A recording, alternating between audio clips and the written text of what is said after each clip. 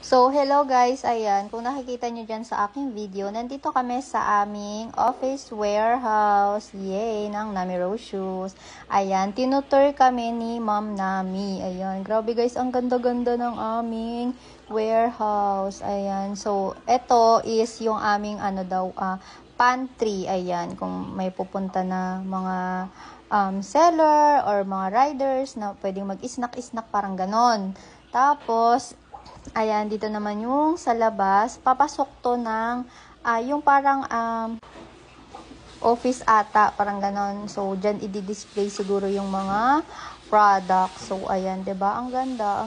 Maganda kasi talaga pag maraming ilaw. Ayan, so yan siya. Ayan, si Ma'am Nami. Laki na siya ni Ma'am Nami. So, ang ganda ng, nung tiles niya, no. Tapos, eto, paakyat na kami sa second floor ata to, guys. Ayan, dyan yung mga stock. Ayan, ganda ng chandelier. So, ayan yung mga stocks. Dyan ilalagay yan, guys. So, ayan, kaya medyo maluwag yan dyan.